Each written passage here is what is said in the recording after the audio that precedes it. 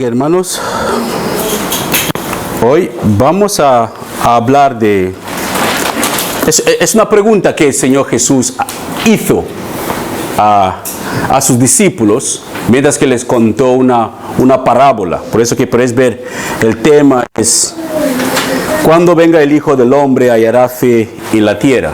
Cuando venga el Hijo del Hombre, hallará fe en la tierra. Y es una pregunta parece una pregunta sencilla, parece una pregunta simple, parece que es fácil que la gente diga que sí, hallará fe en la tierra, porque si miramos cuántas iglesias hay hoy en día, podemos decir que claro que sí, hallará fe aún en la tierra, porque hay muchas iglesias, hay mucha gente que se están convirtiendo al Señor, hay muchas iglesias que se están desarrollando y todas esas cosas. Pero vamos a ver a la luz de la palabra del Señor que las cosas no son exactamente como nosotros vemos. Que no es porque existen tantas iglesias en el mundo, significa que el Señor Jesús, lo que Él está preguntando aquí, será como nosotros lo imaginamos. Así que esa es una corta historia que el Señor Jesús contó una parábola a sus discípulos con la intención de animarles a orar siempre. Él les contó esa historia con la intención detrás de la historia es para que ellos oren siempre sin rendirse en sus oraciones. Porque eso es lo más fácil, que nos gustan tener oraciones de palomitas en el microondas, que cuando oramos a Dios, queremos que Dios contesta ya, y cuando Él no contesta mañana, ya dejamos la oración, lo olvidamos, y vivimos nuestras vidas como a nosotros le da la gana y la vida sigue adelante. Pero en esta parábola que vamos a leer, el Señor Jesús nos enseña a sus discípulos la importancia de orar con persistencia sin cansarse en la oración. Que Dios no va a contestar nuestras oraciones cuando nosotros queremos. Él lo contestará en su tiempo. Así que nuestro deber es seguir orando. Y seguir orando no es una falta de fe. Es una prueba de confianza. Es una prueba de fe solamente en Dios. Que solo Él puede contestar nuestras oraciones. Así que por favor acompáñame a Lucas capítulo 18.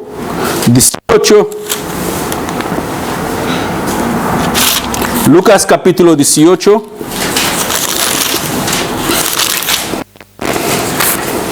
Lucas 18. Y vamos a leer del versículo 1 hasta el versículo 8. Lucas 18, del versículo 1 hasta el versículo 8. Lucas 18, 1 a 8. Dice: cierto día Jesús les contó una historia a sus discípulos para mostrarles que siempre deberían orar y nunca darse por vencidos. Había un juez en cierta ciudad, dijo, que tenía temor de Dios, ni se preocupaba por la gente. Una viuda de esa ciudad acudía a él repetidas veces para decirle: hágame justicia en este conflicto con mi enemigo. El versículo 4. Creo que no me está saliendo. Perfecto. Sí, con este conflicto con mi enemigo. Estamos en el versículo 4. Vale. Solo quiero asegurarme. Ok. El versículo 4 dice: durante un tiempo el juez no le hizo caso hasta que finalmente se dijo a sí mismo: no temo a Dios ni me importa la gente. Y él sigue diciendo: pero esta mujer me está volviendo loco. Me ocuparé de que reciba justicia, porque me está agotando con sus constantes peticiones. Y el versículo 6 dice: entonces el Señor dijo, escucha bien, el Señor dice, después de que ese juez injusto tomó la decisión de hacer justicia a esa señora, el versículo 6, el Señor concluye, dice: aprende una lección de este juez injusto.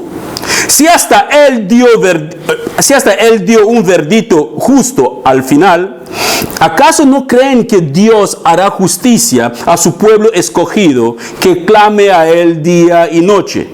¿Seguirá aplazando su respuesta?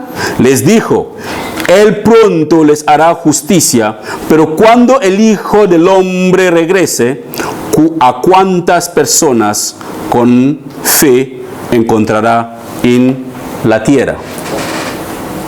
Así que hay dos enseñanzas en este pasaje que acabamos de leer. Pero no nos vamos a enfocar principalmente en la parte de persistir en la oración, aunque vamos a tocarla un poquito. Pero la parte más importante viene del tema de nuestra enseñanza, que es cuando venga el Hijo del Hombre, hallará fe en la tierra. Así que vamos a ver qué es lo que la vida considera hallar fe. Porque mucha gente tiene una idea totalmente equivocada de qué es la fe. Piensa que por congregarse, por creer que Dios existe, por creer que Jesús murió en la cruz, por creer que existe el infierno, existe el cielo, eso significa tener fe. Eso no es tener fe. El diablo sabe de todas esas cosas, que Jesús murió en la cruz para redimirnos. El diablo sabe que congregarse está bien, que estudiar la palabra de Dios está bien, aunque él no haga ninguna de esas cosas. Él sabe todas las cosas que nosotros los creyentes sabemos, y él sabe algo que nosotros no sabemos. Él ha estado en la presencia de Dios. Él sabe que el cielo de verdad es real. Nosotros imaginamos el cielo, imaginamos el infierno, imaginamos todas las demás cosas según lo que la Biblia nos dice. Pero el diablo sabe todas esas cosas. Y dice la palabra de Dios que él tiembla delante del Señor. Pero nosotros no temblamos. ¿Cómo sabemos que no temblamos? Cuando nos hablan nuestros jefes en el trabajo, ¿cómo nos ponemos? ¿Así? ¿A la defensiva? No. Humildes. ¿A qué sí? Todos nos ponemos humildes. Pero cuando leemos la palabra de Dios que nos confronta de nuestros pecados, ¿cómo nos ponemos? Justificando que no, aquí debería ser así, así debería. Intentamos de justificarnos. Pero eso no es lo que la palabra en sí enseña. La palabra nos enseña la humildad que el creyente tiene que tener a la luz de la palabra de Dios. Tiene que humillarse ante la palabra de Dios. Y creer de la existencia de Dios, eso no nos salva tampoco. Tener fe en Cristo es lo que iremos viendo. ¿Qué es lo que la Biblia considera una persona que tiene fe en Cristo? Así que el Señor Jesús contó una historia muy corta, una parábola a sus discípulos, con la intención de hacerles o animarles para que siempre ellos deben orar y nunca deben rendirse en la oración. Les hizo ver que no es porque Dios no contesta una oración en su momento, significa que a Dios no le importan nuestras oraciones. Hay una respuesta de parte de Dios que a nadie le gusta. Y esa respuesta es no. Señor, dame eso. El Señor dice no. Dice no, eso fue, reprendo al diablo. Eso no fue Dios, fue el diablo. Señor, quiero eso. Señor, hago eso. El Señor dice no, no, no. No, esa es la voz del diablo. No puede ser el Señor. Así que no queremos que Dios nos diga no. Queremos que Dios siempre nos diga sí. Tristemente, solamente Papá Noel dice sí. Y Dios no es Papá Noel. Ni nuestros padres no nos dice sí siempre. Y la verdad es que Papá Noel ni existe. Así que no existe un sí como respuesta en todas las cosas que nosotros deseamos. Las respuestas de Dios a veces son no y no y no. O espera, paciencia, o hasta cuando yo decida. Cuando yo veo que es el mejor momento para ti. Si mi hijo me pidió un coche, no le voy a dar un coche, aunque tengo todo el dinero del mundo. Voy a decir, espera hijo, cuando tenga 18 años o cuando puedes conducir. O le puede decir que no, si me pide que papi cómprame, digamos, una botella de whisky, que no. Punto. ¿Por qué? Porque sé que está mal para tu salud, porque sé que no está bien para ti. O sea, así que no queremos aceptar algunas de las respuestas del Señor que son no, porque pensamos que Él siempre tiene que decir sí, sí, sí, sí en todo lo que nosotros le pedimos. Así que en la parábola que acabamos de leer, se habla de una vida persistente. ¿Quién fue a ver a un juez injusto? El juez era injusto, la vida era persistente. Y la señora llega al juez, reclamando al juez que el juez tenía que hacerle justicia tenía un pleito, un problema con el enemigo. Y el pasaje nos dice que el juez no quería ni escucharla, la evitaba a toda costa, porque el juez mismo decía, oye, yo no temo a Dios, yo soy No sé si habéis visto gente que no les importa para nada lo que dice la Biblia. Es que yo no temo a Dios y ni le importa a la gente. Así que era un juez totalmente injusto. No temía a Dios y ni le importaba a la gente. Aún así, la mujer fue a verle repetidas veces. Ella no se cansó de clamar por justicia. Ella no se rindió. Que bueno, ya el juez ya me dijo no una vez. No hace falta que vaya la segunda vez porque me dirá no. Ya tenía el no, así que iba persistiendo y persistiendo y persistiendo hasta que el juez, llegó un momento que se cansó el juez. Dijo que no, basta ya, algo tengo que hacer. Así que él tomó la decisión de hacer justicia y castigar al enemigo de esta mujer, porque él ya quería deshacerse de esta mujer. Él ya no aguantaba la presión que él estaba recibiendo. Así que después el Señor Jesús exhorta a sus discípulos que ellos, ¿qué tenían que hacer ellos? Les dijo que ellos deberían aprender de este juez injusto.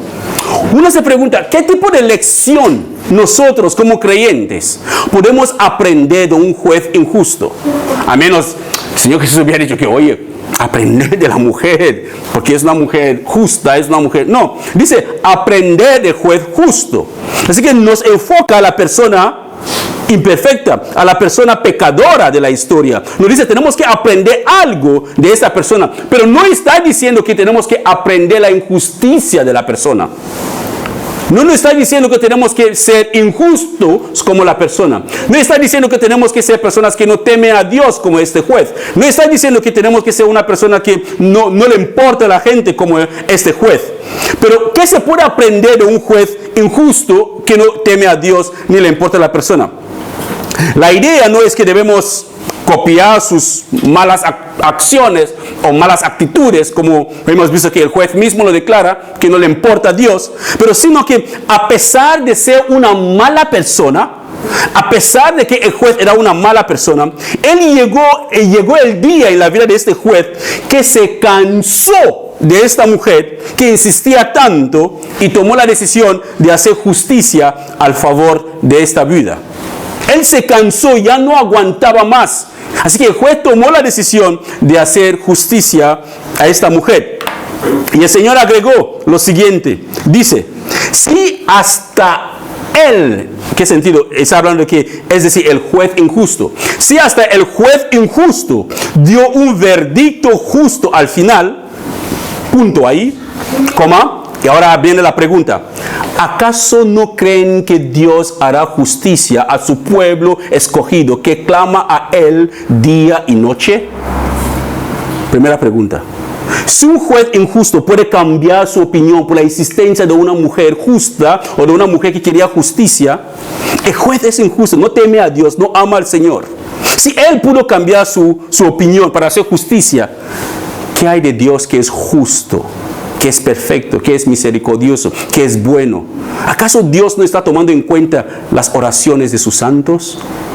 Hermanos, cada oración que sale de su boca, que sale de su corazón, cada oración es como incenso en la presencia de Dios, que los ángeles sube esos incensios así en la misma presencia de Dios. Ninguna oración de un corazón sincero pasa desapercibido de la presencia de Dios. Ninguna oración.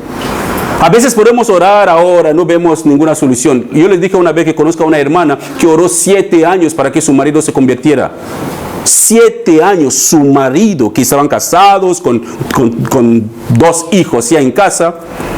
El hombre, cuando la mujer se convirtió, empezó los problemas en casa. Él cogía su Biblia, lo tiraba en la basura, se iba por ahí con otras, por ahí con otros, por ahí, y vivía una vida loca. Ella no faltó de respeto en ningún momento con él.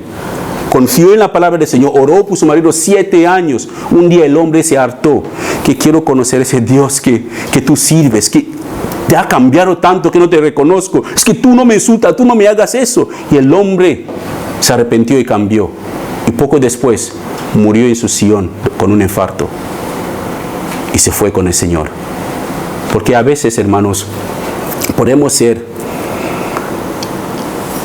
la única palabra de Dios que mucha gente van a leer antes de entrar en la eternidad. Podemos ser la única prueba de la existencia, del amor y la misericordia de Dios. nosotros, antes que muchas personas entren en la eternidad. Así que hay muchas personas ahí fuera que te miran, quizás no sabes, pero te están mirando. Y el día que le hablas de Dios, hay dos cosas que van a ocurrir. Te bofetean por tu hipocresía o aceptan el Evangelio porque vieron el Evangelio en tu vida. Dos cosas. Te pueden bofetear porque has sido hipócrita, porque no has estado viviendo la palabra de Dios y ahora quieres quitar el polvo que está en su ojo, que tú tienes un tronco en el tuyo. O dice, ahora entiendo por qué eres así. Me preguntaba mi marido y yo, mis hijos y yo, que ¿por qué te comportabas así? Es porque eres cristiano, ¿a que sí? Porque eres cristiana, ¿a que sí? Porque somos cartas leídas por el mundo. La gente nos ven, nos observan y podemos ser la única puerta que ellos pueden abrir para encontrarse con Jesús. Todo eso dependiendo de la manera que nosotros vivimos nuestras vidas. Así que la pregunta aquí es, ¿acaso no creen que Dios hará justicia a su pueblo escogido cuando clama a Él día y noche? Y esa otra pregunta, ¿seguirá aplazando su respuesta como nosotros los padres? Hijo, saca una buena nota, te compro una bici. Es que este mes no tengo dinero, la próxima vez. Aplazando. Dios no es así, hermanos. Dios promete, cumple. Él dice, es martes, será martes. Pues es que cuando nos toca estar en la reunión con Dios el domingo a las 5 de la tarde, empezamos a las 5 porque Él ya nos está esperando. Los jefes no nos esperan cuando nos toca llegar al trabajo. El jefe no está ahí esperando. No, ahí viene mi mejor trabajador, así que puede llegar tarde cuando quiere. No, un aviso, dos avisos y a la puerta.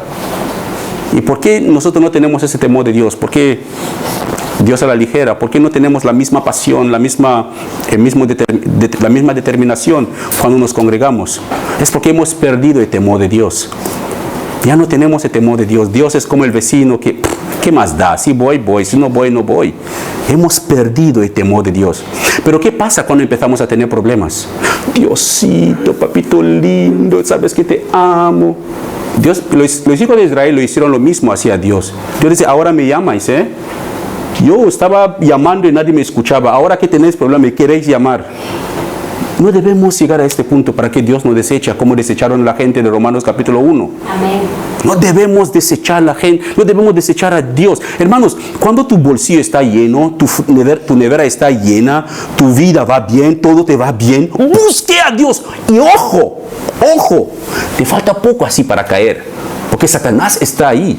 Cuando las cosas empiezan a irte bien, ojo, porque un resbalón te puede romper hasta la cabeza y te vas al fondo.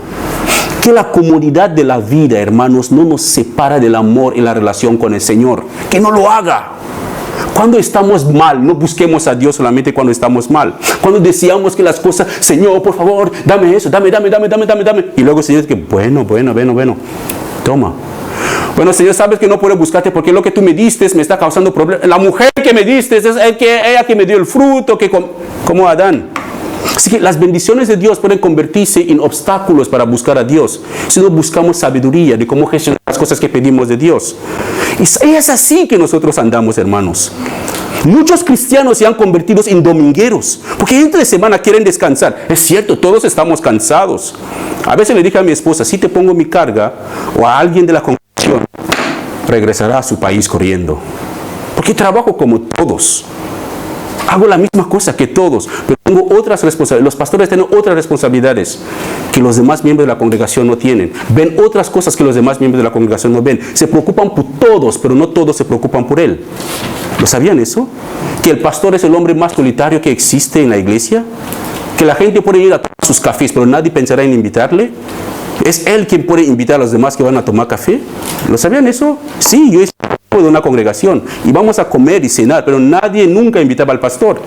Pero cuando él tenía la iniciativa, invitaba a todos. Él se quedaba tranquilito en su casa con su esposa y los demás hermanos estábamos todos ahí brincando, disfrutando de nuestros bowlings y haciendo nuestros juegos. Pero cuando hay problemas, todo el mundo corre a él. ¿Pero a quién corre él cuando él necesita algo? ¿Sabes por qué, hermano, vivimos una vida? Porque no hemos conocido el amor verdadero de Dios. Pero cuando conocemos el amor verdadero de Dios, compartimos este amor con todo el mundo. No hay ninguna excepción de ninguna cosa. Dios no va a aplazar su respuesta. Cuando Dios decide que Él contestará una oración, Él lo va a contestar, no va a aplazar su respuesta. El juez justo cambió su opinión, pero Dios no es ese tipo de persona. Dios no es un hombre, no es un ser humano, es Dios. Él no cambia nunca. Él permanecerá siendo Dios para siempre. Así que Jesús probablemente tuvo en su mente las oraciones de los creyentes, que cuando Él dice que ¿acaso no creen que Dios hará justicia a su pueblo escogido que clama a Él día y noche? Hermanos, aquí en España vivimos de lujos, ¿lo sabían? Estamos cantando, los vecinos están escuchando, pasando por ahí escuchando. Nadie, ninguna policía ha entrado por aquí para sacarnos. En algunas partes sí que lo harán. Pero si un vecino se queja, nos sacarán de aquí. Pero hemos estado aquí durante los últimos años que hemos estado aquí, por la pura misericordia y gracia de Dios. Pero aún así, en países musulmanes, cuando están cantando es alabado sea el Señor. Hay alguien en la ventana mirando si viene la policía. Países comunistas está prohibido alabar al Señor con libertad. Ellos tienen sed de la palabra de Dios. No pueden entrar en algunos países asiáticos con una Biblia en la mano. Te revisan hasta el móvil. No quieren ver nada que tenga que ver con Dios. Ellos desean la palabra de Dios como un animal en el desierto que desea una gota de agua. Pero aquí lo tenemos. Algunos hay que suplicarle para que leen sus Biblias. Por favor, ore, por favor, congrégate, por favor, haga eso. ¿Para el bien de quién, hermanos? ¿A quién te tiene que suplicar? No suplicamos a la gente que coman chicharrón, o que coman pollo, que coman lo que le dan la gana. No les suplica. ¿Por qué suplicarles que leen la palabra de Dios? Es por su propio bien. Es que el que tiene hambre va al restaurante. El que quiere comer carne va a una carnicera y compra la carne. Es que el que desea escuchar la palabra de Dios la tiene gratuitamente para escucharla, para leerla, para vivir conforme a ella. Así que hay creyentes que claman día y noche por la justicia de Dios sobre sus vidas y sobre las vidas de las personas que le están persiguiendo. Hay personas que están viviendo en persecuciones, desean que Dios les ayude para que puedan tener, aunque sea 5 minutos, estar en una congregación como esta, pues 5 minutos y decir, alabado sea el Señor, y luego regresan a la cárcel, pero no tienen esta oportunidad. Pero aquí la tenemos nosotros. ¿Y cómo la usamos? Que el Señor nos perdone. La tristeza es que, hermanos, vivimos en un país donde hay libertad para adorar al Señor, aunque la gente, como les he dicho antes, quieren que les suplican para que oren. La gente quiere que les ruegue para que se congreguen. Quieren que si fuera posible, que les pagan hasta dinero para que lean sus Biblias. No hay ni interés en las cosas del Señor. Podemos ver películas de 3 horas sin pestañear así ni un segundo, pero una predicación de 40 minutos, la gente ya empieza a, ¿cómo tarda en esta iglesia? Este pastor. ¿Cuánto duran los partidos? 90 minutos, ¿no? Sin descanso, aún con los descansos incluidos o lo que sea. Si solamente es un partido de 90 minutos sin parar, estaremos todos despiertos, ¿sí o no? El mundial está ahora, escuchan los gritos cuando ganan los países o cuando marcan un gol. Pero cuando toca aquí alabar al Señor, alábale, a nadie le importa. ¿Por qué? Porque hemos perdido pasión por Dios. Y cuando nos dice un día que tiene cáncer, te queda una semana para vivir, Señor, reprendo al diablo, el Señor es bueno. ¿A quién pensamos que engañamos? ¿A Dios? Lo que sembramos cosecharemos, hermanos. Cada cosa que cada persona siembra, lo va a cosechar. No vas a amar a Dios más cuando tienes problemas, si no lo amaste cuando estabas bien.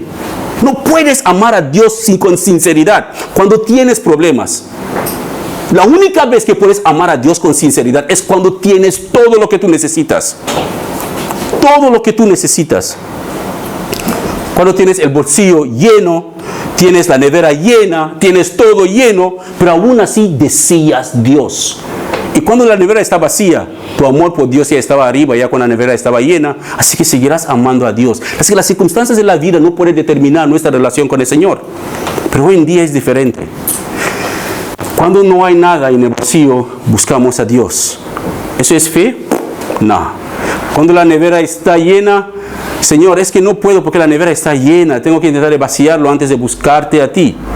Señor, no puedo porque mi trabajo no me permite. Pero oraste para que Dios te da un trabajo. Y ahora el trabajo es un obstáculo para buscarle a Él.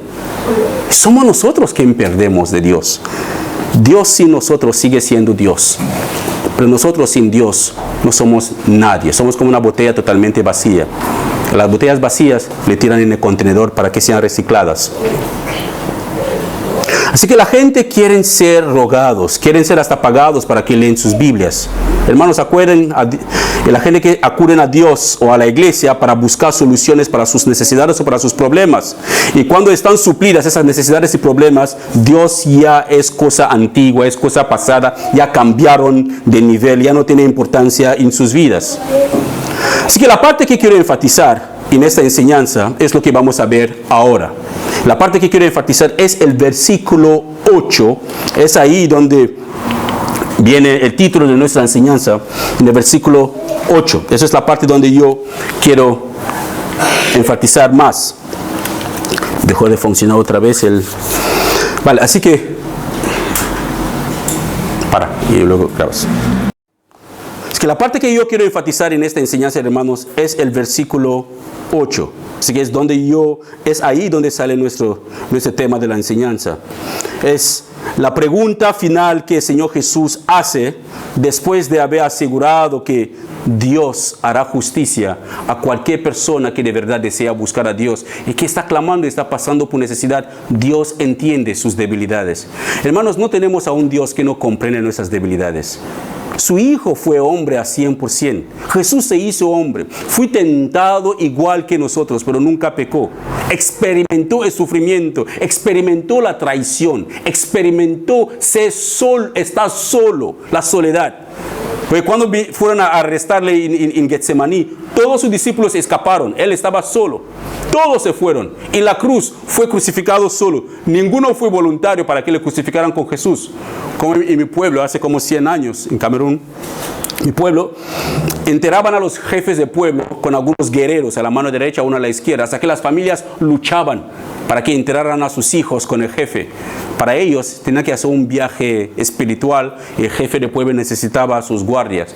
Pero tristemente para ellos se daban cuenta que eran tontos solo cuando les echaban la tierra en la cara y no podían respirar. Ahí se daban cuenta que ya era tarde, no había manera de salir. Y los pobres morían ahogados ahí.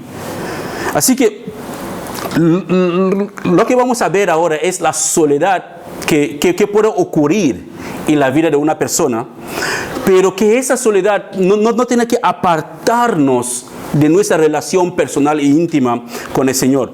Así que el versículo 8, no me sale, pero si lo tienen en sus Biblias, el versículo 8, el Señor Jesús termina diciendo, hace la pregunta de, eso es Lucas 18:8, dice, ¿a cuántas personas con fe encontrará en la tierra? Es hablando de cuando el Hijo del Hombre regresa, ¿a cuántas personas con fe Él va a encontrar en la tierra?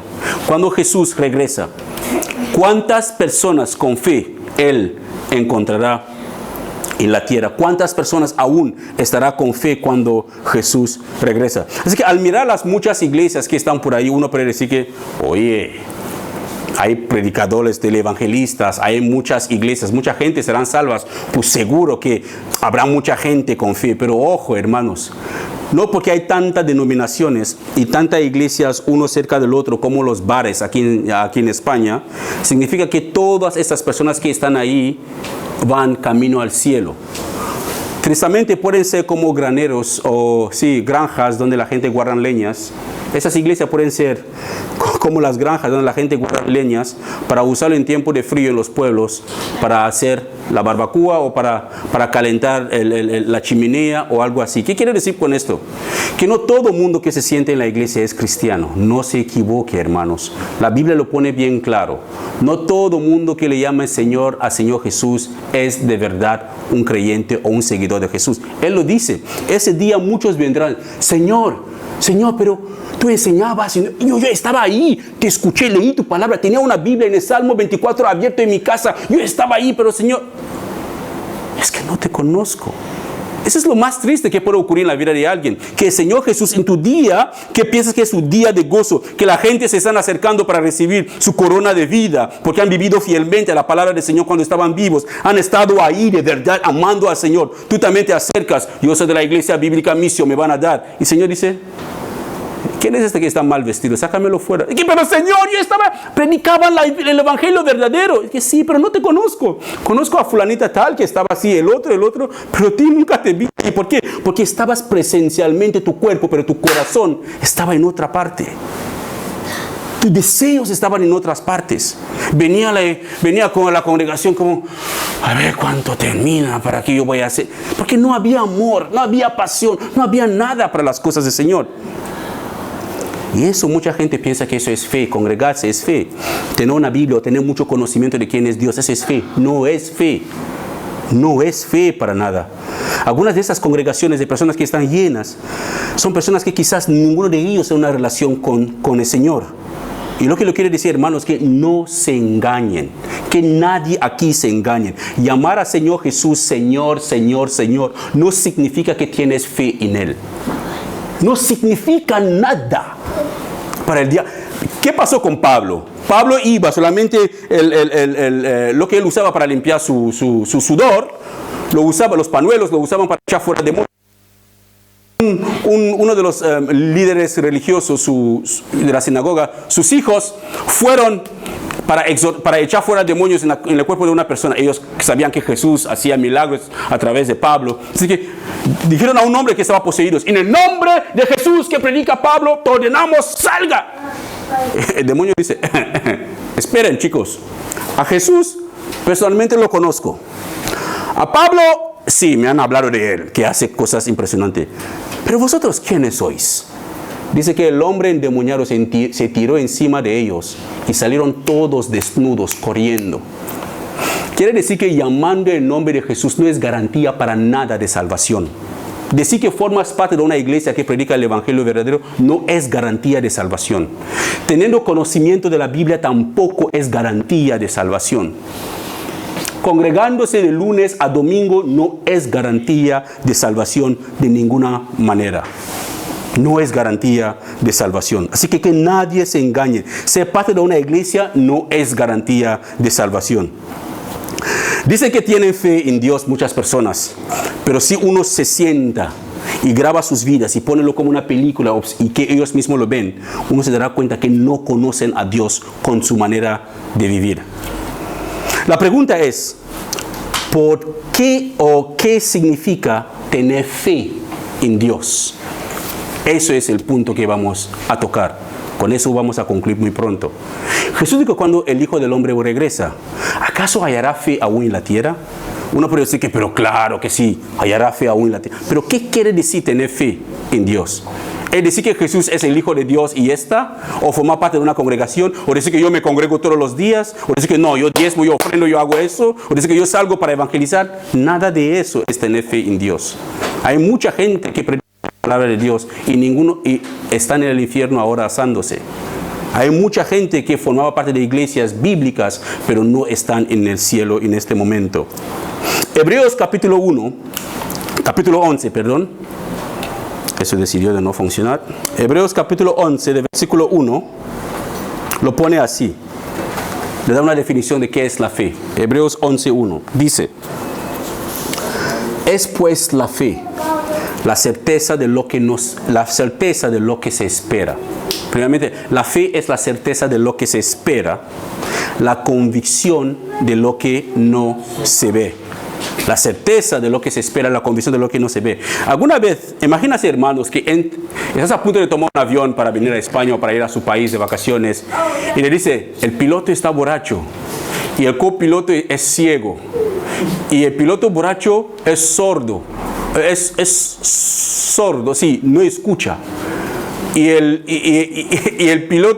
copiloto es ciego y es tatamudo. Y están borrachos los dos. La pregunta es, ¿subirás a este avión? ¿Quién subirá a este avión así? Ninguno, ¿no? Porque habrá miedo de qué pasará. Pero si estás a punto de subir un avión, te dice: el comandante lleva 50 años volando en todo temporadas nunca ha tenido ninguna dificultad. Es un hombre con total confianza, es joven, fuerte, es el mejor piloto que existe en el mundo. ¿Cómo entrarías en este avión? Con seguridad, ¿no? Porque sabe en las manos de quién está tu vida para volar.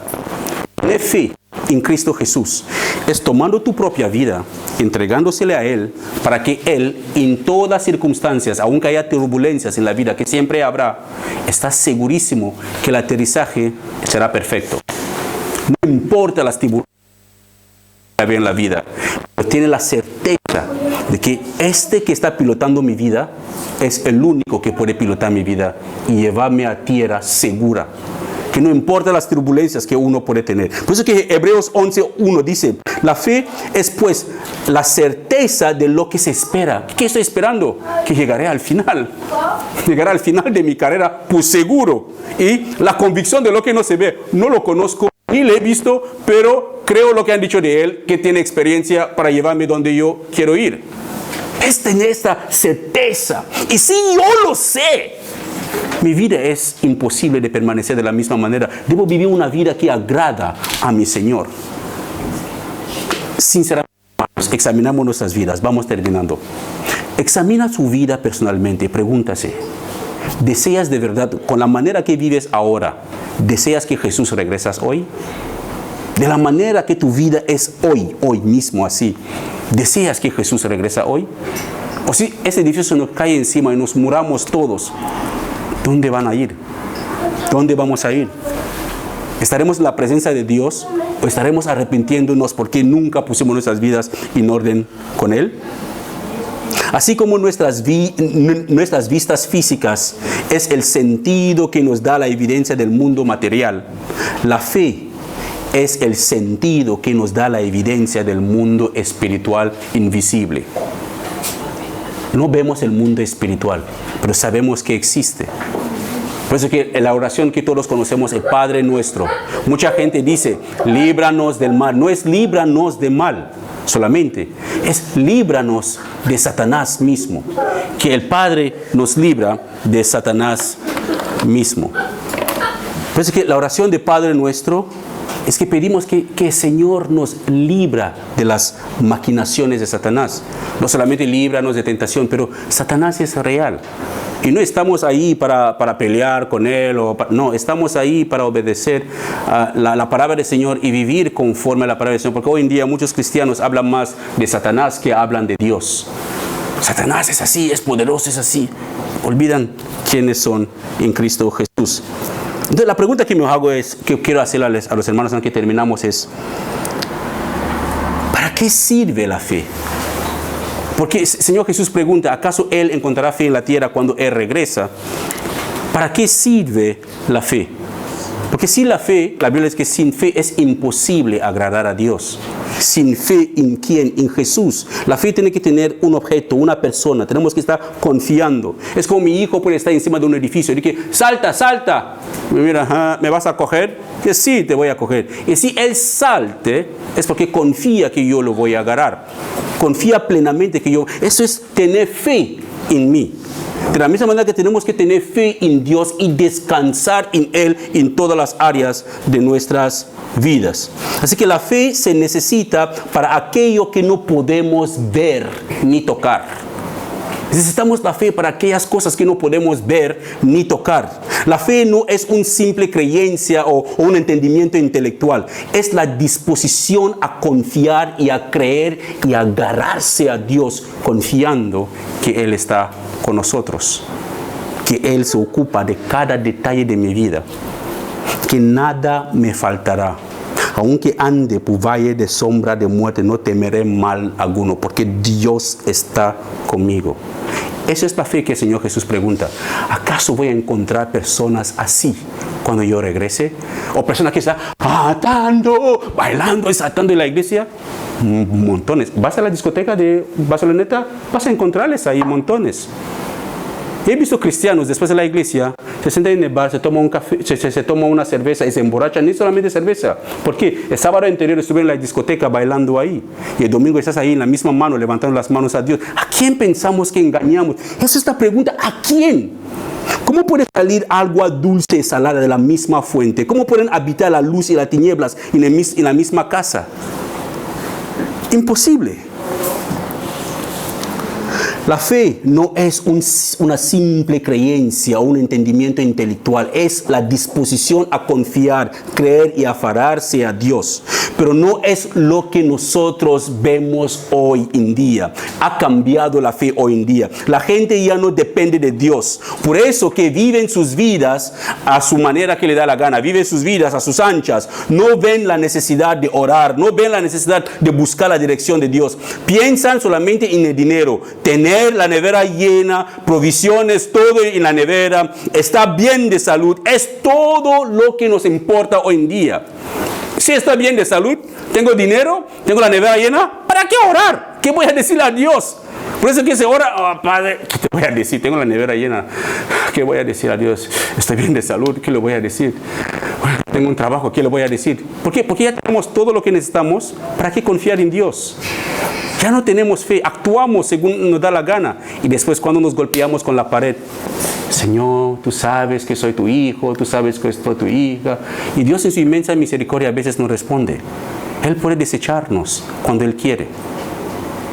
Pero un día será muy tarde para nosotros regresar a Dios para pedirle perdón. Porque quizás no tendremos esta oportunidad. Estaremos muertos, enterrados. Y la gente se olvidará de nosotros después de una semana. Hoy en día la gente ha perdido el enfoque. Nuestras acciones deben demostrar que de verdad tenemos fe en Dios. Nuestra manera de vivir debe demostrar al mundo que de verdad somos creyentes. Debemos estudiar la palabra, debemos orar. Nadie debe suplicarnos, hermanos. Es una vergüenza que nadie nos suplica para trabajar, para ir a trabajo, ni el jefe. El jefe nos avisa. Si no vienes, te despido. Tiene que estar media hora antes y vamos. Y no nos pagan a veces la media hora antes, pero estamos ahí. Pero si el pastor o un líder te llama la atención, hermano, llegaste tarde, te vuelves sensible. Oh, no, ahí no hay amor. Por favor, la puerta está abierta, salga. Salga. Si no amas a Dios, ¿qué haces aquí? ¿Qué hacemos aquí? Pero podemos aguantar los insultos de nuestros jefes. Podemos aguantar las críticas de nuestros compañeros. Pero en la iglesia queremos que el pastor y Dios sean tolerantes. Sea comprensible, papito Dios. Tú entiendes. Pero el jefe nunca le decimos esto, que sea tolerante, ni comprensible, ni entendido. ¿Quién dice a su jefe que, por favor, tengo una fiesta de cumpleaños o tengo un bautizo que tengo que atender y mañana no voy a ir a trabajar? Hay miedo. Pero, hermano, no olvida que hoy hay reunión. Sí, pero tengo un cumpleaños a Hospitalet, tengo que ir. Claro, porque como es Dios, no es el jefe, no te paga, podemos hacer la vida. No es así temer a Dios o amar al Señor, hermanos. No es eso. Nuestras acciones deben demostrar que tenemos fe en Dios. Estudiar la Biblia, orar, congregarse, compartir la palabra de Dios con otros. Les aseguro que hay montones de creyentes o llamados creyentes que ni sus vecinos y sus familiares saben que son creyentes. Ni ellos, porque nunca hablan de Dios. Son como policía incógnito, cristiano incógnito, solamente pasa. La gente está ahí blasfemando. No les acerco que, hermano, eso está mal. No puedes hablar así de Dios. No es que no quiere que nadie sabe que son creyentes. Eso lo hacemos ¿por qué? Porque no conocemos a quien hemos creído. No conocemos al Dios mismo de la Biblia. No lo conocemos y no lo amamos. Por eso, vamos a terminar con 2 Timoteo capítulo 4, si tiene su Biblia. 2 Timoteo capítulo 4. El apóstol Pablo le avisa a Timoteo diciendo: Timoteo, hijo mío, escucha bien. Llegará el tiempo en que la gente no escuchará más la sólida y sana enseñanza. Que llegará el momento que la gente no van a escuchar más la sólida y sana enseñanza. ¿Qué harán? Seguirán sus propios deseos y buscarán maestros que les digan lo que sus oídos se mueren por oír. No quieren escuchar exhortaciones, no quieren escuchar vivir una vida santa, no quieren escuchar apartarse de pecado y vivir para Dios. No, quieren escuchar bendición. Solamente quieren escuchar cosas que quieren escuchar. No quieren que nadie les diga o toca su pecado. No, es suyo. Así que, ¿qué harán? buscarán esos predicadores que les van a predicar las cosas que quieren oír. Pero ¿sabes qué? Es como un monto de leña seca que Dios usará para encender el infierno si no nos arrepentimos y nos apartamos de eso. La gente ya no tendrán ganas de oír la verdad sobre la palabra de Dios. Se enojan. Si tratas de exhortarles por su vida que ellos viven. Algunos hasta que llegan a este punto de amenazar a sus pastores. He escuchado pastores que me han dicho, ¿sabes que el hermano cuando le hablé de su pecado o la manera que no estaba serio en la iglesia, la manera que él vivía su vida, que no era adecuado conforme a la palabra de Dios, el descuido en su hogar, con su esposa y la vida espiritual de sus hijos, y me amenazó que va a dejar la iglesia? ¿Qué le dijiste? Que se vaya ya, ¿no? Porque tiene que irse ya, porque personas así contaminan la iglesia. Debería haberle dicho que sí, que no espera la siguiente semana, que se vaya hoy. Porque Dios no nos suplica para arrepentirnos. Somos nosotros que le suplicamos para que no nos deseche. Somos nosotros que tenemos que suplicar a Dios que papá, no me deseches, por favor, no te des por vencido conmigo. Pero queremos que sea Dios y dice, hijo mío, por favor, no me dejes, no me dejes. No. Necesitamos a Dios. Él no nos necesita para nada, hermanos. Para nada. Como un pastor verdadero, desea que las almas bajo su cuidado sean salvas. Pero él que no quiere, la oveja que quiere irse con el lobo, que se vaya con el lobo. Que se vaya con el lobo.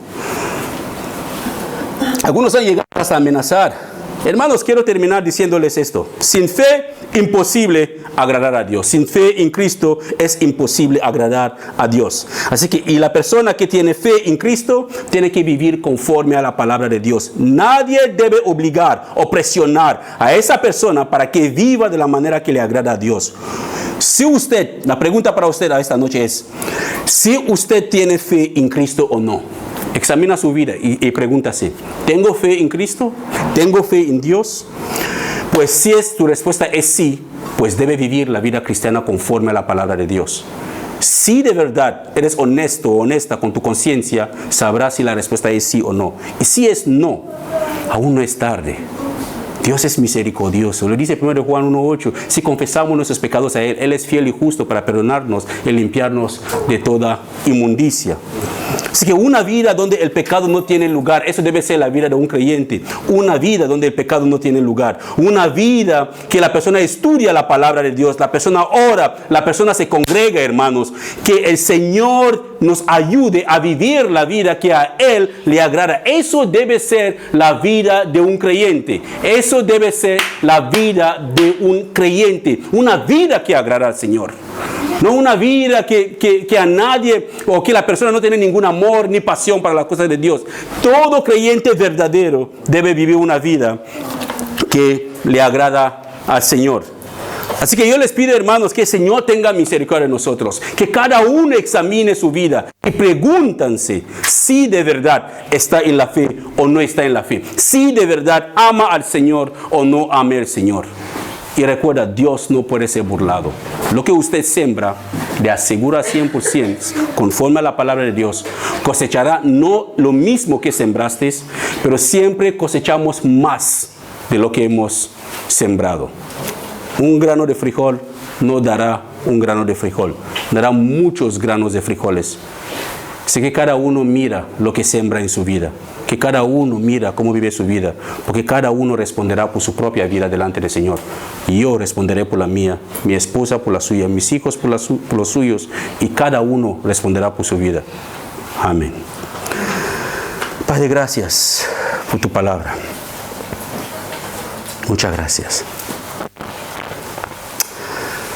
Ayúdanos a no tomar a la ligera exhortaciones así, Padre. Ayúdanos a analizar lo que hemos escuchado hoy, a volver a analizarlo. Si hay palabras de hombres dentro, que los hermanos lo desechan. Pero si eres tú hablándonos tu corazón, ayúdanos a ponerla en práctica en nuestras vidas. Líbranos de distracciones que el mundo nos ofrece. Líbranos de las cosas que a ti no te agradan. Por favor, Señor. Ayúdanos a no engañarnos a nosotros mismos pensando que estamos en la fe, pero que estamos completamente perdidos. Ayúdanos a vernos como tú nos ves. Gracias por hoy. En el nombre de Jesús. Amén. Amén.